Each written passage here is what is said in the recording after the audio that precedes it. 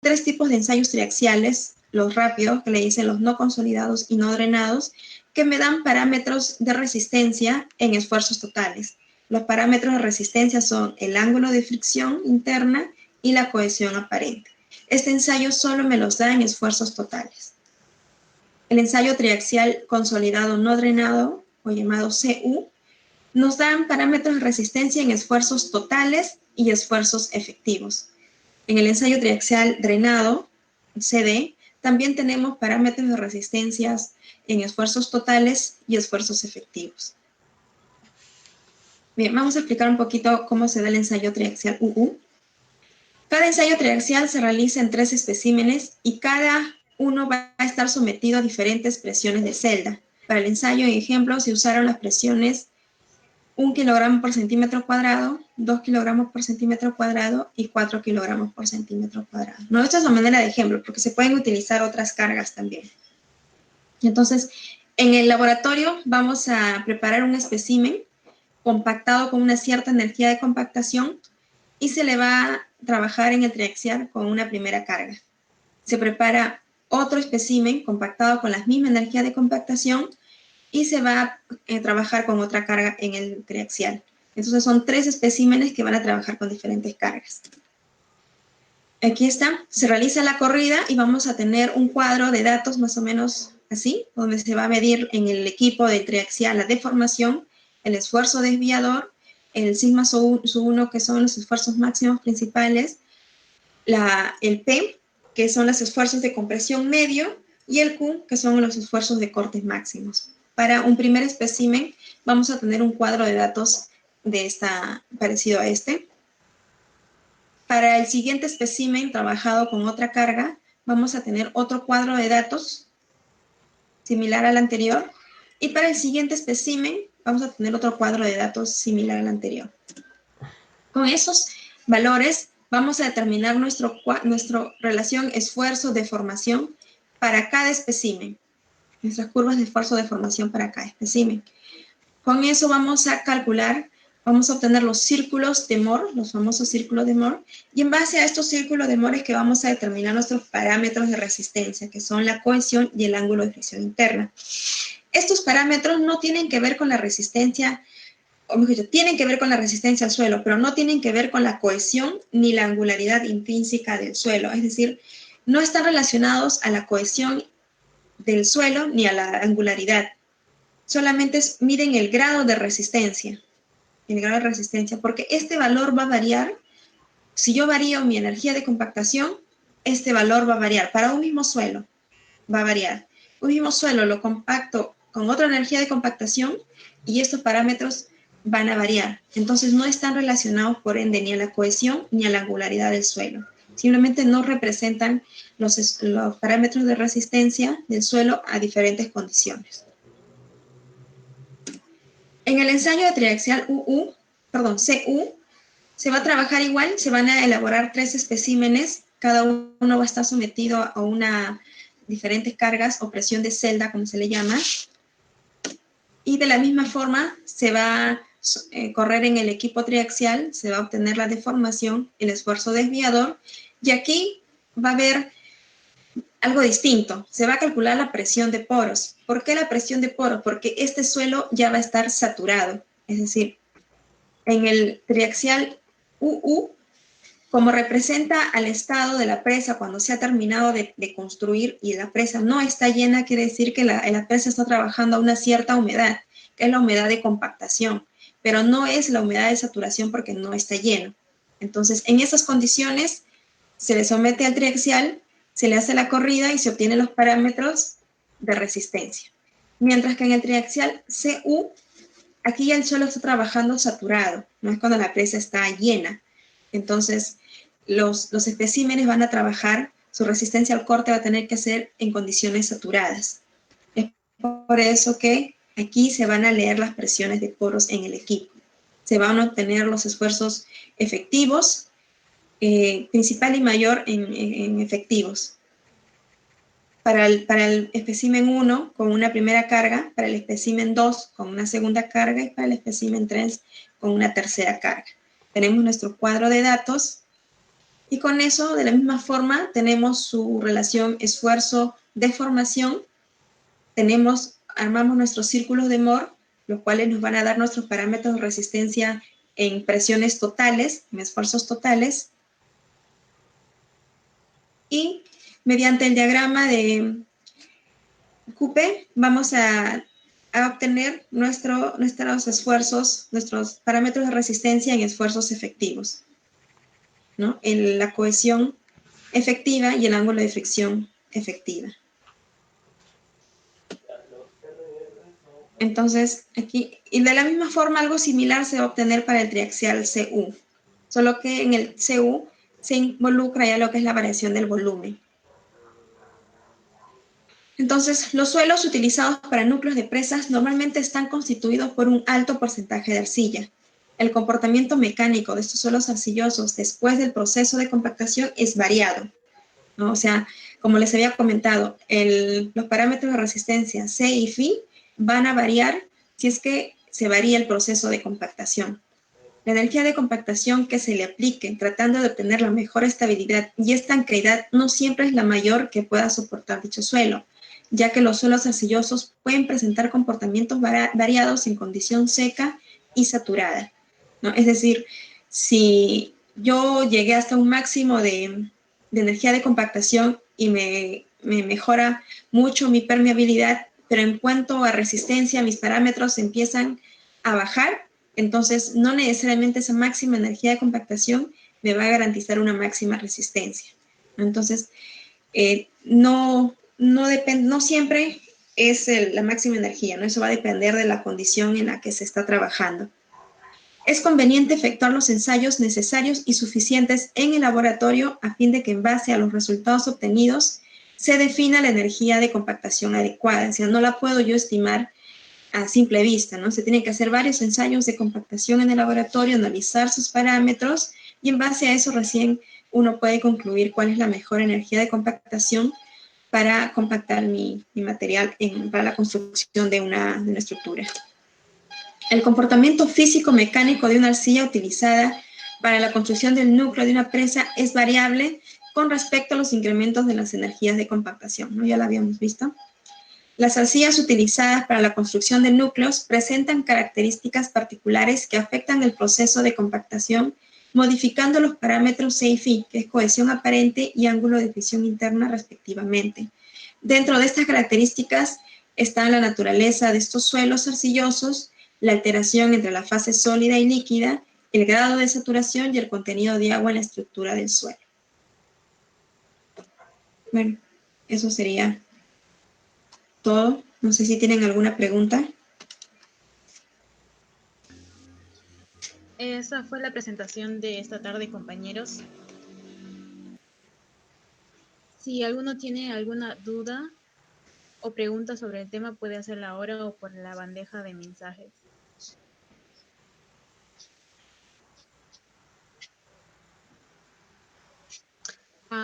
Le doy la palabra al participante Juan Diego. Aló, ¿qué tal, profesora? ¿Me escucha? Hola. Genial. Sí, ¿Qué tal? Genial, excelente exposición, muy interesante. Me ha animado más a seguir investigando en el tema de las presas. Y una consulta. Ahora que se ve que ya más que nada se está viendo que se están construyendo más presas del tipo un poco a una escala un poco más reducida que las denominan cochas. Entonces, este tipo de presas, ¿cómo usted ve con respecto a su coeficiente a sus esfuerzos de resistencia? A diferencia de posible, ¿no? Lo más que se puede. Entonces tenemos que seguir teniendo los mismos cuidados, los mismos criterios para construir presas pequeñas, porque los fenómenos se pueden producir de diferentes formas.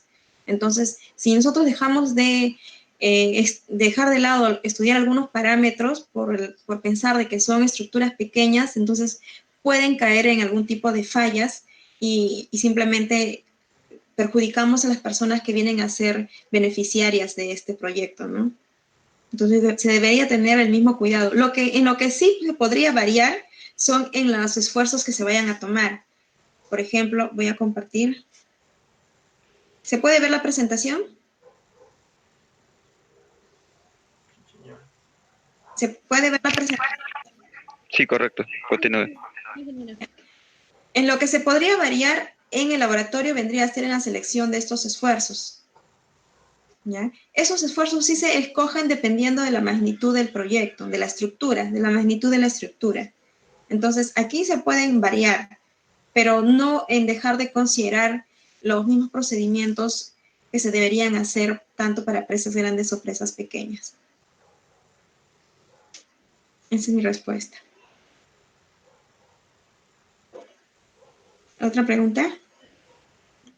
Muchas gracias, ingeniera. Acá tengo unas preguntas más. Vuelvo a preguntar al compañero Rosmi, que dice, ¿qué tipo de ensayo se puede hacer para determinar la cohesión y ángulo de fricción interna para una presa en estado de rápida descarga? Ah, ya. Miren, hay teorías que te dicen que el ensayo triaxial consolidado no drenado, o sea, el CU, se utiliza netamente para arcillas y el consolidado drenado se utiliza para terraplenes que están compuestos por arenas, ¿no? Entonces, dependiendo de...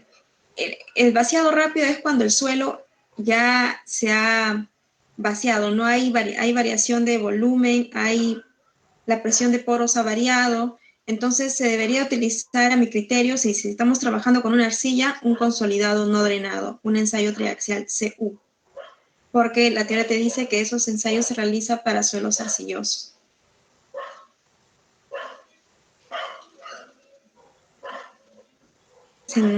¿Alguna otra pregunta?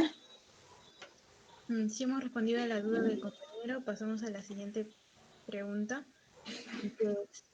¿Se podría usar un ensayo triaxial monotónico no drenado para el núcleo y el ensayo triaxial cíclico para el espaldón aguas arriba? No, es que no se hace el cíclico, no se puede realizar aquí porque no se cuenta en el Perú al menos con ese equipo.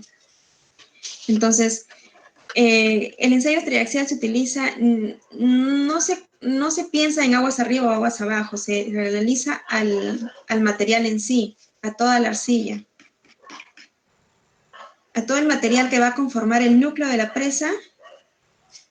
A este material se realiza el ensayo triaxial. Este ensayo triaxial me va a representar los esfuerzos que se va a generar en todo el núcleo. Entonces, nosotros en Perú se hacen los ensayos triaxiales, el CU, el UU, el CD, como nos he mostrado, porque solamente se cuenta con esos equipos. Y hasta el momento sí ha resultado muy eficiente realizar esos ensayos tradicionalmente como se han realizado aquí en el Perú, ¿no? Nos representan muy bien. El detalle es cuando se trabaja con una presa de gran escala y utilizamos una energía de compactación teórica y no investigamos una energía de compactación apropiada para el suelo que estamos trabajando.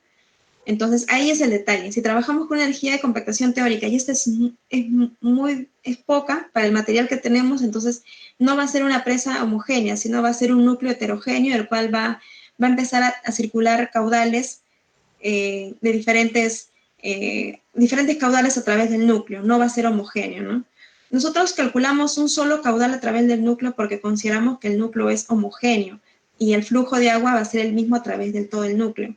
Pero si ya trabajamos con estructuras más grandes, entonces ya no se va a tratar, o trabajamos con una mínima energía de compactación, ya no va a ser el mismo la resistencia en todo el cuerpo de la presa, ¿no? Entonces, no se hace el cíclico en Perú, se hace el ensayo triaxial que tradicionalmente se ha venido haciendo para obtener esos parámetros de resistencia que me van a dar el comportamiento tenso deformacional del núcleo. ¿Otra pregunta? Respondiendo a la pregunta que respondió, hay una réplica que dice que en caso de que se tratase de una represa de material homogéneo, el cual no tiene núcleo de arcilla. No entendí bien la pregunta.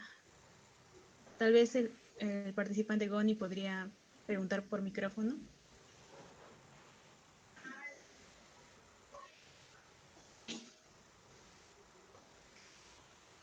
¿No está? Tal vez podría plantear Ya, de nuevo la pregunta. Hay acabo de- otra. lo acabo de leer. A ver, le explico más o menos. Sí. Sí, más o menos entiendo su pregunta. Se está hablando últimamente de núcleo de presa homogénea porque quieren uniformizar todo este cuerpo de la presa que ustedes ven acá. Un ratito voy a prender la luz.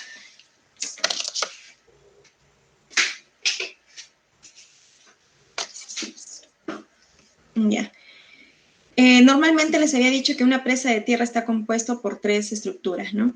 Pero actualmente se está poniendo muy de moda la presa homogénea en el que trabajan con un mismo material. Todo el cuerpo trabaja con un mismo material y le llaman presa homogénea, es decir, no tienen un núcleo específico, no hay transición, no hay espaldón.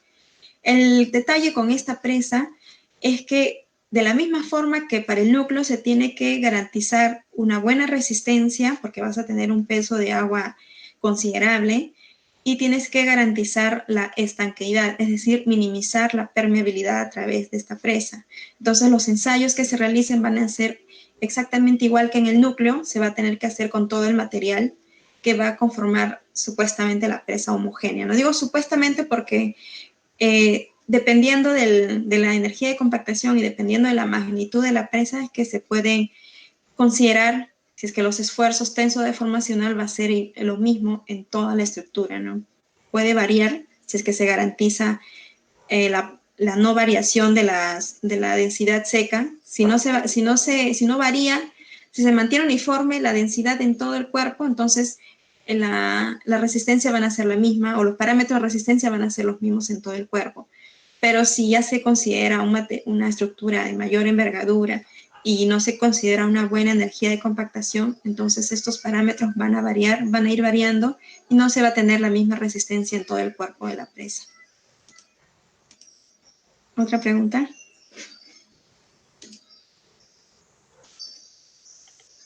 Sí, ingeniera, hay una pregunta del compañero Adrián. Dice que la cantidad de golpes según su presentación se determina por la estructura del suelo. La textura o tamaño de las partículas del suelo no se toma en cuenta. ¿El tamaño de las partículas? Sí, Es la que textura y el tamaño. el tamaño de las partículas me dan la estructura del suelo. La estructura del suelo puede ser grava arenosa, arena arcillosa, ¿no? Según la clasificación SUC tenemos una serie de combinaciones en la cual el nombre de la clasificación del suelo va a predominar del material que predomina, ¿no? La redundancia, es decir, si tengo grava, mayor cantidad de grava y poca cantidad de arena, entonces mi suelo va a ser grava arenosa. Si tengo de arena, mi suelo va a ser arena arcillosa, entonces va a predominar la cantidad de material que se tenga. Y obviamente las gravas están determinadas por unos ciertos tamaños de partículas, según la norma. Las arenas corresponden a otro rango de tamaño de partículas y las arcillas a otro rango de tamaño de partículas, al igual que los limos que tienen otro rango de tamaño de partículas. Entonces, estos suelos son los que me dan la estructura del suelo en sí, del conjunto del suelo, ¿no? ¿Otra pregunta?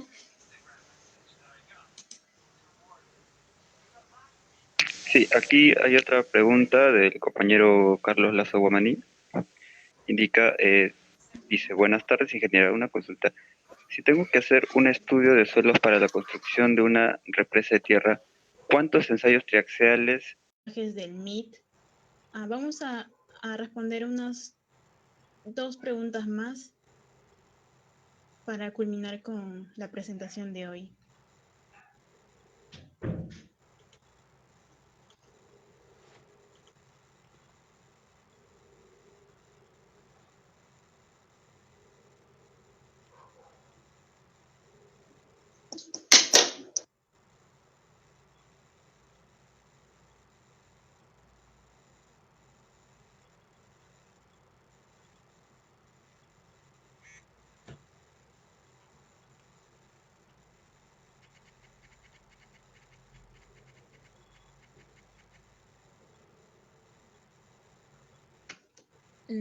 Buenas tardes. La ingeniera está teniendo complicaciones para volver a conectarse.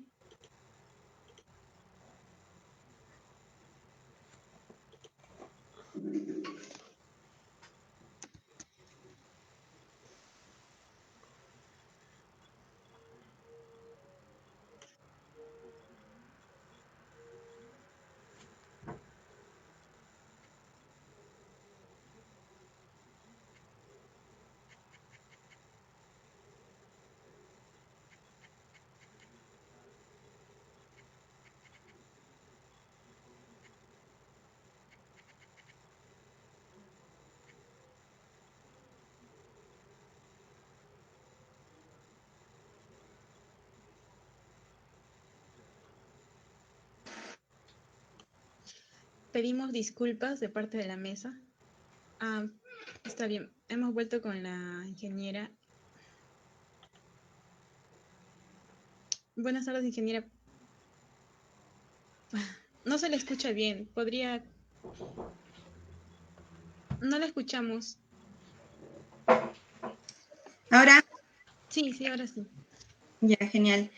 Disculpen, se me acabó la batería de mi laptop. Ya, entonces les decía, al material de cantera, sí o sí se le va a tener que realizar 3 tipos de ensayos triaxiales porque son los estados con los que va a trabajar el núcleo. Les comentaba de la Autoridad Nacional del Agua que han estipulado que el CU se utiliza para el desembalse rápido, mientras que el CD para la presa llena. Pero acá hay un poquito de error de conceptos porque en la bibliografía el triaxial consolidado drenado se utiliza para materiales arenosos, ¿no? Según experiencia, el CU se podría utilizar para ambos casos, pero lo único que va a variar al momento de hacer el análisis es en el nivel del agua.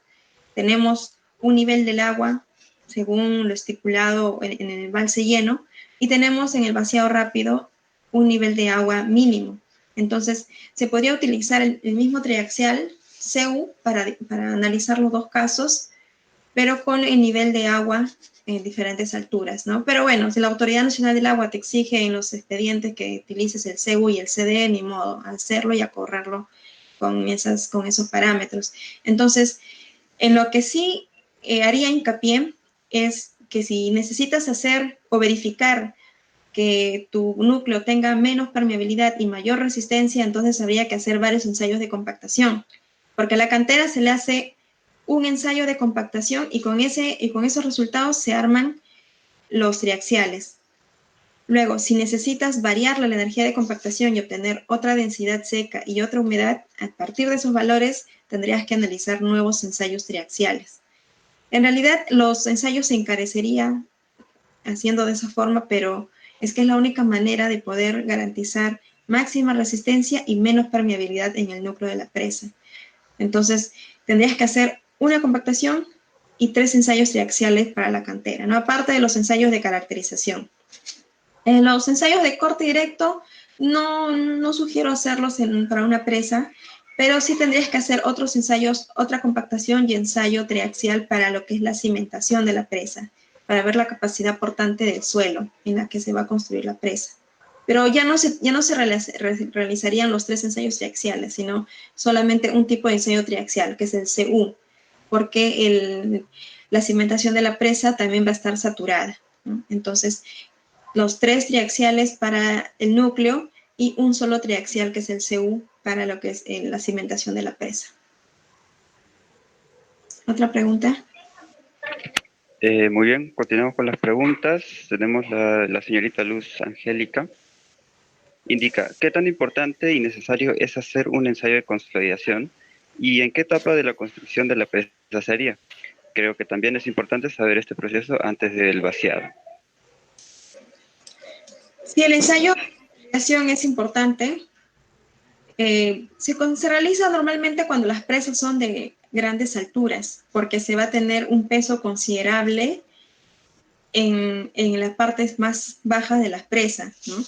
Ahora, la consolidación se calcula en los 2 ensayos triaxiales. El equipo triaxial te permite hacer primero la consolidación y luego hacer la ejecución del ensayo en sí aplicando las cargas de confinamiento. la carga del esfuerzo desviador. Entonces, sí se puede obtener la consolidación en el ensayo triaxial, sí te lo permite, ese ensayo te lo permite. Correcto. Bien, una de las últimas preguntas, tenemos una puntual del Facebook. El compañero Juan Raúl Valdivia se indica, una consulta, ¿cuál es la arcilla más recomendable para este tipo de presas? Gracias. Pregunta. Las arcillas, cualquier tipo de arcillas que tú encuentres en campo, combinadas con arenas y en mínima porción de gravas, son buenas para la construcción de un núcleo, pero jamás una arcilla expansiva. Las mosmorilonitas, como las que yo había mostrado, esas son muy peligrosas para cualquier tipo de cimentación. Cuando tú te das cuenta que es una arcilla expansiva, en campo tú vas a ver grietas de considerable ancho, entonces te vas a dar cuenta que ahí va a haber un cambio de volumen brusco de las arcillas cuando entran en saturación o cuando se humedecen. Entonces, esas características normalmente corresponden a una arcilla expansiva, ¿no? Que es conformada por las mosmorilonitas. Pero cualquier otra arcilla que in situ tú puedas verificar que tenga plasticidad, entonces esa cantera de ese tipo de material va a ser óptimo para la construcción del núcleo. Ya en el laboratorio, según los ensayos de clasificación, tú vas a darte cuenta qué es lo que predomina, ¿no? en ese suelo, si predominan las arenas o predominan las arcillas, y cuando le haces los ensayos de resistencia, entonces vas a ver si realmente esos parámetros te dan buena estabilidad de la presa, ¿no? Es decir, si encuentras arena, predominan las arenas con poca arcilla, entonces de repente no va a cumplir muy bien su función de impermeabilizar el núcleo, ¿no? Pero si de repente encuentras arcilla con un cierto porcentaje de arena, pero que predominan las arcillas, entonces este material te va a garantizar una buena permeabilidad porque predominan las arcillas y de repente una buena resistencia porque tiene una cantidad considerable de arenas que le dan la resistencia más a esa estructura del suelo. ¿Otra pregunta?